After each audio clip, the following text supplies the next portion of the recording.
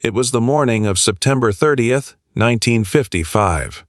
The sun rose softly over Los Angeles, California, painting the sky in shades of gold and pale blue. The streets were quiet, the air still cool, and somewhere in a small apartment on Sunset Plaza Drive, a young man was opening his eyes for the very last time as a living legend of his own future. His name was James Byron Dean. He was 24 years old, and he had less than 14 hours left to live. But that morning, James Dean did not know this. Nobody did. Not his friends, not his fans, not the millions of people across America who had already begun to whisper his name in the same breath as the greatest actors of his generation. Nobody knew that this would be the last sunrise James Dean would ever see. He stretched in bed, ran his fingers through his messy blonde hair, and stared at the ceiling for a long moment. Those who knew him well said that James always woke up like this, in silence, almost as if he were listening to something the rest of the world could not hear. His friends used to joke that he was always somewhere else, even when he was right next to you. But on this particular morning, something was different. James felt it the moment his feet touched the cold wooden floor. A heaviness, a strange, quiet weight pressing down on his chest. He walked to the window and pulled back the curtain. Outside, the world looked the same as it always did, the palm trees swaying gently, the distant sound of a milkman finishing his route, a neighbor's dog barking at something invisible. Yet James could not shake the feeling that today something was waiting for him. He just did not know what. He lit a cigarette. He always lit one first thing in the morning. The smoke curled around his face as he stood there, half-dressed, lost in thought. James Dean had become the most talked about young actor in Hollywood, California. His film, East of Eden, had been released earlier that year, and audiences across America had wept in theaters watching him on screen. He was being compared to Marlon Brando. He was being called the future of American cinema. But behind those eyes, behind the leather jackets and the cigarettes and the racing cars, there was a young man who still felt like that lonely boy from Fairmount, Indiana, who had lost his mother when he was only 9 years old. James walked to his small kitchen and made himself a cup of black coffee. No sugar, no cream. He sat at his table, alone, watching the steam rise. On the wall above the table was a framed photograph of his mother, Mildred. He looked at it for a long time. Some friends would later say that James talked to his mother every morning. Quiet conversations. Things he never told anyone else. What he said to her on this particular morning, no one will ever know. But that is not where the story changes. The story changes when the phone rings. It was around 9 o'clock in the morning when James Dean picked up the phone. On the other end was his friend and mechanic, Rolf Mubelutherich, a German engineer who worked for Porsche. Rolf was excited. The car was ready. James had purchased a brand new Porsche 550 Spyder just 9 days earlier. It was a small, silver, lightweight racing car, one of only 90 ever made. James had bought it specifically to compete in a road race that weekend in Salinas, California. He had nicknamed it Little Bastard and had even painted that name on the back of the car in red letters. The Porsche was sitting at Competition Motors on Vine Street in Hollywood. Rolf had finished tuning it. It was ready to be driven. James told Rolf he would come down later that morning. He hung up the phone. He took another sip of coffee. He had no idea that in less than 9 hours, that car would become the last thing he ever drove. Around 10 o'clock in the morning, James Dean got dressed. He chose a simple white t-shirt, blue jeans, and a red windbreaker jacket. He pulled on his favorite pair of boots. He grabbed his sunglasses. Before leaving the apartment, he looked in the mirror one last time. Some friends would later remember that James had a habit of staring at his own reflection for long moments, as if trying to recognize the man looking back. On this morning, he stared longer than usual. Then he turned away. He grabbed his keys. He walked out the door. He would never come back to that apartment again. Outside, James climbed into his other car, a station wagon he used to tow his racing cars. He drove down through the winding hills of Los Angeles toward Hollywood. The streets were busier now. People going to work, couples walking dogs, children laughing on sidewalks. James drove with one hand on the wheel and his cigarette in the other. Witnesses who saw him that morning later said he looked thoughtful, distant, almost sad. By 11 o'clock, James arrived at Competition Motors. The garage smelled of oil and gasoline and rubber. Rolf was waiting for him with a wide smile. The Porsche 550 Spyder sat in the middle of the shop, gleaming under the lights. It was beautiful, sleek, fast, dangerous. James walked around it slowly, running his fingers along the silver body.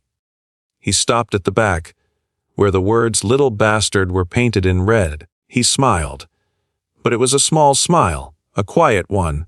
Rolf later told friends that James seemed unusually quiet that day, not nervous, just thoughtful, almost as if he were saying goodbye to something, though no one understood what. James asked Rolf about the engine, about the brakes, about every detail. Rolf assured him that the car was perfect, ready for the race in Salinas, ready for anything. But James kept asking, again and again, as if he wanted to be absolutely sure, as if he sensed something. And this is where everything begins to shift.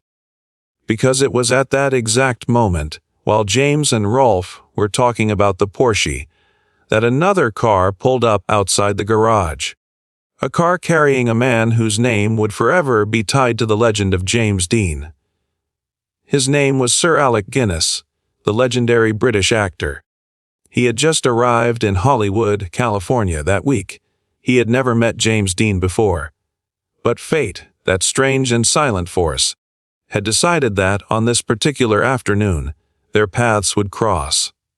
According to Sir Alec Guinness himself, who would tell this story for decades afterward, he had been invited to dinner at a small restaurant on Sunset Boulevard. He arrived hungry, tired from his travels, looking forward to a quiet meal. But the restaurant was completely full. There were no tables available. As Sir Alec stood outside, disappointed, ready to find another place, a young man approached him on the sidewalk. The young man was wearing a white t-shirt, blue jeans, and a red windbreaker jacket. He had messy blonde hair and tired blue eyes. He smiled politely. It was James Dean. James recognized Sir Alec immediately. He admired him. He invited Sir Alec to share his table inside the restaurant. Sir Alec accepted gratefully. The two men walked toward the entrance together. But before they could go inside, James paused. He turned to Sir Alec with a strange excitement in his eyes. He said, "I want to show you something." He led Sir Alec around to the back of the restaurant, to the small parking lot. There, gleaming under the afternoon sun, sat the silver Porsche 550 Spyder.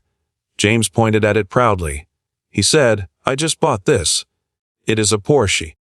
I am going to race it this weekend." What happened next, Sir Alec Guinness would describe as one of the strangest moments of his entire life. Sir Alec stared at the car. And suddenly, without warning, he felt cold. A wave of something he could not explain washed over him. His hands began to tremble. He could not look away from the silver Porsche. And then, as if the words came from somewhere outside of himself, Sir Alec Guinness turned to James Dean and said, "Please, do not get into that car. If you get into that car, by this time next week, you will be dead." The afternoon was warm. The sky was clear. There was nothing logical about what Sir Alec had just said. He himself did not understand where the words had come from. They had simply risen up from somewhere deep inside him, almost without permission, almost as if someone else had spoken through his mouth. James Dean stared at him for a long moment. his blue eyes searching the older man's face, looking for a joke, looking for a smile, finding only a strange, pale seriousness. Then he laughed, a small, polite laugh. He said, "Oh, come on. Do not be silly. It is just a car." The two men went inside. They had dinner together. They talked about acting and theater and life. James was charming, witty, alive. He spoke about his upcoming film projects. He spoke about his love for racing. He spoke about the small farm in Indiana where he had grown up. By the end of the evening, Sir Alec had almost forgotten his strange warning. Almost. They said goodbye outside the restaurant. James got back into his station wagon. He drove away. Sir Alec stood on the sidewalk, watching the taillights disappear into the Hollywood night. He felt a chill run down his spine. He did not know why. He would never see James Dean again. But he would remember that warning for the rest of his life. He would tell the story in interviews, in autobiographies, in private conversations, because exactly 7 days later, his prediction would come true. But that is not where the story changes. The story changes the next morning. September 30th, the day of the drive. James woke up early. He met Rolf at the garage by 8 o'clock. The plan was simple. They would drive the Porsche from Los Angeles to Salinas, California, where the race would take place that weekend. James had originally planned to tow the Porsche on his trailer, the way he always did with his racing cars. But that morning he changed his mind. He decided to drive the Porsche himself, to break it in, to get used to its engine, its handling, its speed. Rolf agreed. He would ride along as the mechanic. Two friends followed behind in the station wagon, towing the empty trailer. One of them was a photographer named Sanford Roth, who had been documenting James Dean's life for a magazine article. The other was Bill Hickman, a stunt driver and close friend. They left Los Angeles around 1 o'clock in the afternoon. The Porsche was loud, powerful, beautiful. James drove with the windows down, the wind in his hair, his cigarette dangling from his lips. For a few hours he seemed happy, truly happy. Witnesses along the road would later remember seeing the silver Porsche fly past them on the highway. They remembered the young blonde man behind the wheel. They remembered thinking how alive he looked, how free, how fast. Around 3:30 in the afternoon, James was pulled over by a California Highway Patrol officer named O.T. Hunter. The officer had clocked the Porsche going 65 miles per hour in a 55 miles per hour zone. James pulled over politely. He smiled at the officer. He apologized. The officer wrote him a ticket. James signed it without complaint. He thanked the officer and drove off. That ticket would later become one of the most famous traffic citations in American history. The last signature of James Dean. By 5 o'clock in the afternoon, the sun was beginning to lower over the California horizon. The light was turning golden. The air was cool. The Porsche was running smoothly. James and Rolf stopped at a small diner called Blackwell's Corner. It was a roadside place, simple and quiet. James ordered an apple and a Coca-Cola. He stood outside in the parking lot, eating slowly, looking at the sky. While he was there, another race driver pulled into the parking lot in a brand new Mercedes, Benz 300 Sport Limited. His name was Lance Reventlow. He was a young, wealthy racer who recognized James immediately. The two men spoke briefly. They admired each other's cars. Lance later said that James seemed thoughtful, quiet, almost preoccupied with something. Lance asked James how fast the Porsche could go. James smiled and said, "We will find out." Those were some of the last words anyone outside his car would ever hear him say. James finished his apple. He climbed back into the Porsche. Rolf got in beside him. They pulled out of Blackwell's Corner around 5:45 in the afternoon. The sun was sinking lower. The shadows were getting longer. They had about 1 hour left of daylight. The road ahead, California State Route 46, was nearly empty. Long, straight quiet, James pressed the accelerator. The Porsche surged forward. The engine roared. The wind howled. Rolf later remembered that James was smiling. A small, peaceful smile. He looked, for the first time in days, completely at ease. Some friends who would later interview Rolf said that James seemed almost relieved on that drive. As if a weight had finally been lifted. As if all the noise of Hollywood, all the pressure of fame, all the loneliness, all the questions, had finally faded into nothing but the sound of the engine and the wind. He was just a young man driving a fast car on an open road.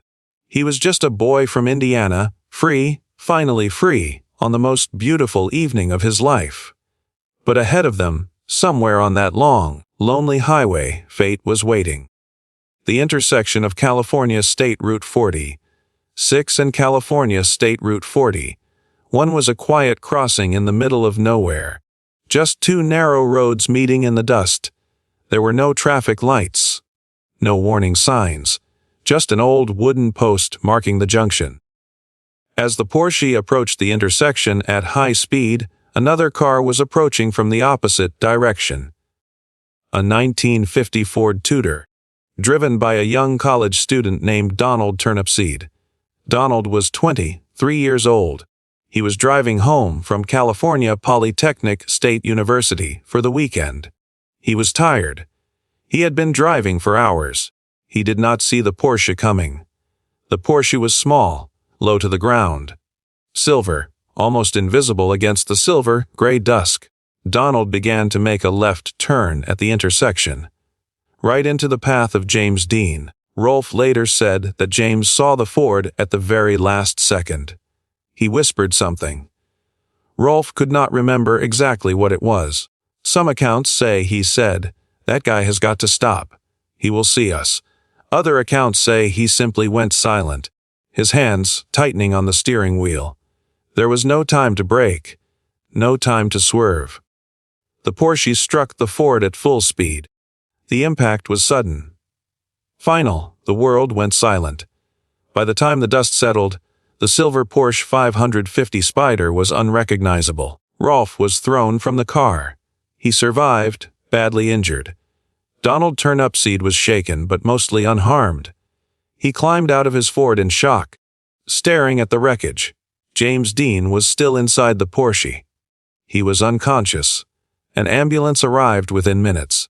James was rushed to a hospital in Paso Robles, California. But the injuries were too severe. By 6:20 in the evening, on September 30th, 1955, James Byron Dean was pronounced dead. He was 24 years old. He had been alive that morning. He had eaten an apple a few hours earlier. He had smiled at a state trooper. He had laughed with his mechanic. He had felt the wind in his hair. And now, just like that, he was gone. The news traveled fast. By the next morning, every newspaper in America carried the story on the front page. James Dean killed in car crash. The young actor who had become a symbol of rebellion, of restless youth, of everything beautiful and broken about the 1950s, was no longer alive. But somehow, strangely, miraculously, he never quite disappeared. Sir Alec Guinness, when he heard the news in his hotel room in Hollywood, sat down on the edge of his bed and wept. He could not stop thinking about that warning he had given. Where had those words come from? Why had he said them? He would carry that question with him until the day he died, decades later. Rolf Mautherich, the mechanic who survived the crash, was haunted by it for the rest of his life. He never fully recovered, neither physically nor emotionally. He returned to Germany. He spoke about the crash often. He always said that James had seemed strangely peaceful that afternoon, as if he had known, as if some quiet part of him had already accepted what was coming. The Porsche 550 Spyder, what was left of it, became its own legend. Stories began to spread that the car was cursed, that it brought misfortune to anyone who came near it. Mechanics who worked on it were injured. Pieces of it, that were sold to other drivers were involved in further accidents. The car itself eventually disappeared in mysterious circumstances. To this day, no one knows exactly what happened to it. James Dean was buried in Park Cemetery in Fairmount, Indiana, the small town where he had grown up, the same town where his mother had been buried 15 years earlier. He had finally come home. Thousands of mourners attended the funeral. Many of them were strangers. Young people from across the country who had never met him, but felt as if they had lost a brother.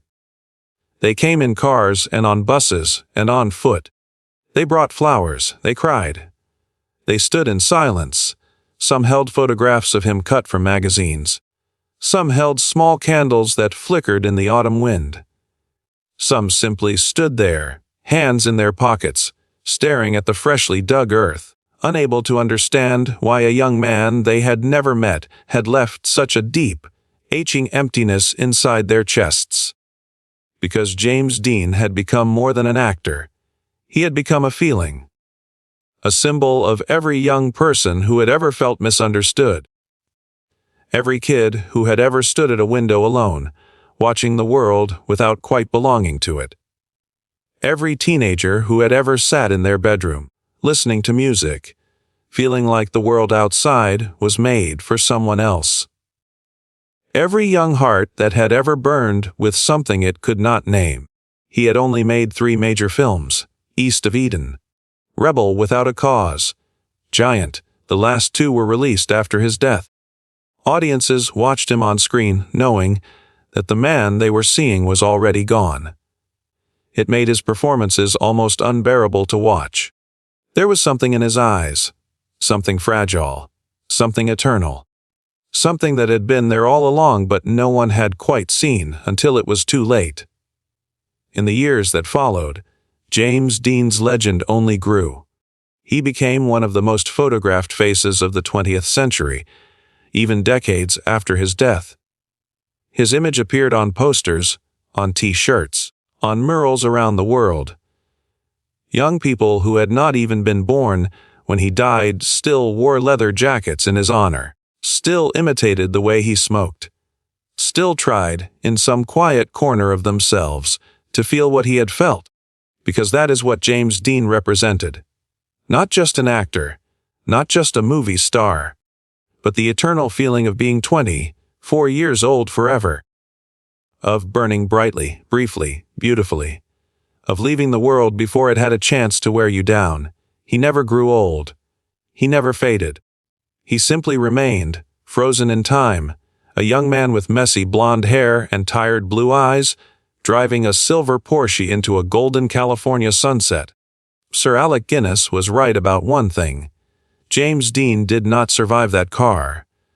But he was wrong about something else. James Dean did not really die that evening on California State Route 46, because legends do not die. They become permanent. They become part of the air, part of the silence, part of every road, every car, every dusk that has ever made a young person feel free. And somewhere, on every September 30th, when the light turns golden and the wind feels just right, you can almost hear it again. The roar of an engine, the laugh of a young man, the quiet hum of a life that was too short to grow old, but too bright to ever truly end. If this story moved you, if it made you feel something for that young man from Indiana who became a symbol for an entire generation, please subscribe and share this video with someone who needs to hear his story. James Dean did not have time to tell his own, so we tell it for him. Because some lives, no matter how short, are too important to forget.